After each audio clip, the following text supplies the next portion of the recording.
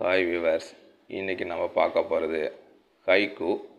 ஜப்பான்லேருந்து எடுக்கப்பட்ட ஒரு ஹைக்கூ தான் இது. It gives more wonderful meaning to our life. What that is saying actually என்ன பார்த்தீங்கன்னா, நம்ம லைஃப் அப்படிங்கிறது ஒரு இம்பர்மனன்ஸு, ஃப்ராகிலிட்டி. அது ஈஸியாக என்ன சொல்லணும், ஒரு உடையக்கூடியது தான் நம்ம லைஃபு, மாறக்கூடியது தான். ட்ரான்சிஷன் இருந்துக்கிட்டே இருக்க வேண்டியது தான், சேஞ்சஸ் இருந்துக்கிட்டே தான் இருக்கும் நம்ம லைஃப்பில். அக்செப்ட் பண்ணிக்கணும் அப்படிங்கிற விஷயத்த சொல்கிறது தான் இந்த ஹைக்கூ. ஸோ அது என்னென்னு பார்க்கலாம். இந்த ஹைக்கூ ஜப்பான்லேருந்து எடுக்கப்பட்டது. இது மொத்தம் 3 லைன் மட்டும்தான் இருக்கும். ரொம்ப சிம்பிளாக இருக்கும். வாங்க எக்ஸ்பிளைன் பண்ணலாம்.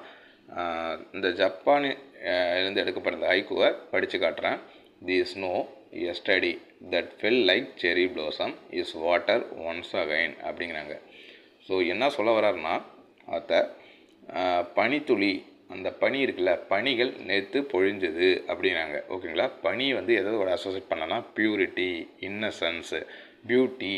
எவ்வளோ அழகாக இருக்கும் பனித்துளி. இப்போ காஷ்மீர், ஜம்முலாம் பார்க்கும்போது பனிப்பொழிவு பார்க்கும்போது எப்படி, ரஷ்யாவெலாம் பார்க்கும்போது பனிப்பொழிவுகள் பார்க்கும்போது எப்படி இருக்கும், அவ்வளோ அழகாக இருக்கும் பார்க்குறதுக்கு. நம்ம ஆசையாக இருக்கும், விளாட்ணுன்னு தோணும் இந்த பனித்துளிலாம் பார்க்குறதுக்கு. ஓகேங்களா. ரொம்ப அழகாக இருக்கும்.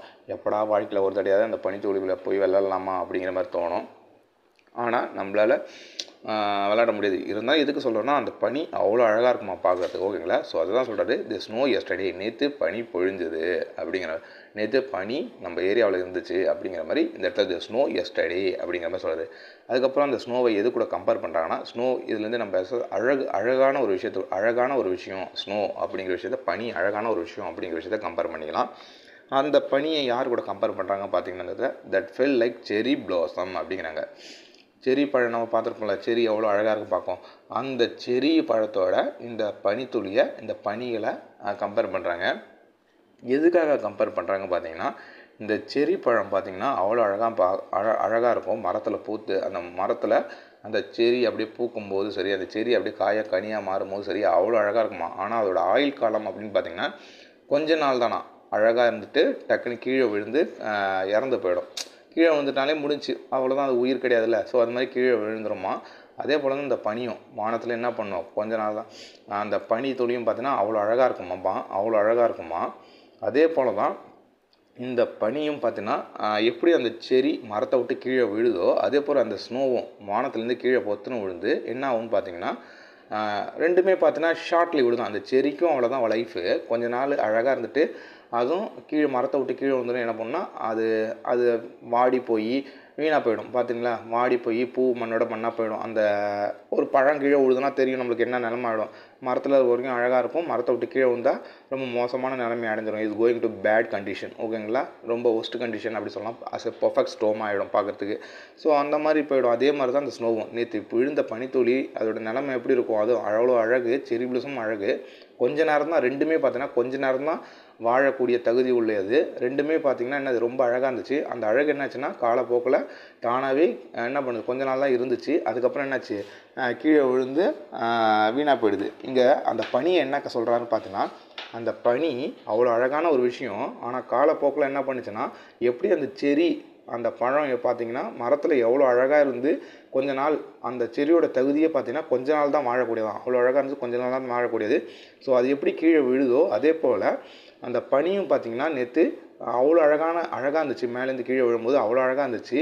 ஆனால் அந்த பனி எப்படி மாறுது பார்த்திங்கன்னா கீழே விழுந்து, இஸ் வாட்டர் ஒன்ஸ் அகைன். அந்த பனி ஆனால் எப்படி மாறுது பார்த்திங்கன்னா கீழே விழுந்து, நேற்று பொழிந்த பனிலாம் இன்றைக்கி பார்க்கும்போது எப்படின்னா எல்லாமே தண்ணியாக மாறிடுச்சு.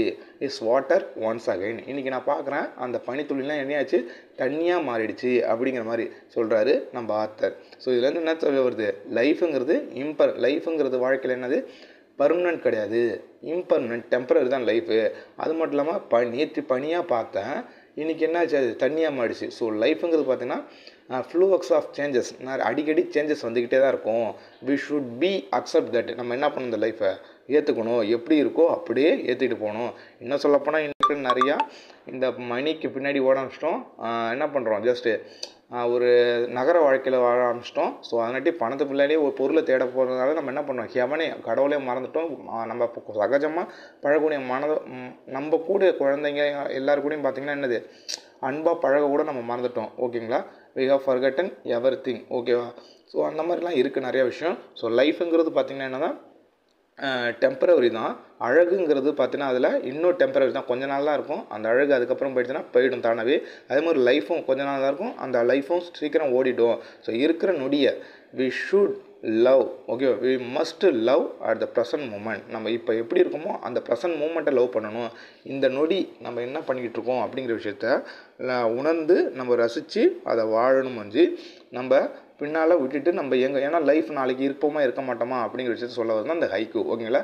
ஸோ ப்ரெசண்ட்டை லவ் பண்ணுங்கள். லைஃபுங்கிறது இம்பர்மனெண்ட்டு, பர்மனெண்ட் கிடையாது. ஸோ கொஞ்ச நாள் தான் இருக்கும், ஆனால் அடிக்கடி சேஞ்ச் ஆகிட்டே இருக்கும் லைஃபு. ஸோ அதை அக்செப்ட் பண்ணிக்கிட்டு வாழுங்க அப்படின்னு சொல்லி முடிக்கிறாரு இந்த ஹைக்கூ, இந்த ஜப்பானீஸ் ஹைக்கூவில் இந்த கோசன் அப்படிங்கிறவர். தேங்க்யூ ஃபார் வாட்சிங் மை வீடியோஸ். மறக்காமல் சப்ஸ்கிரைப் பண்ணுங்கள் நம்ம சேனலை.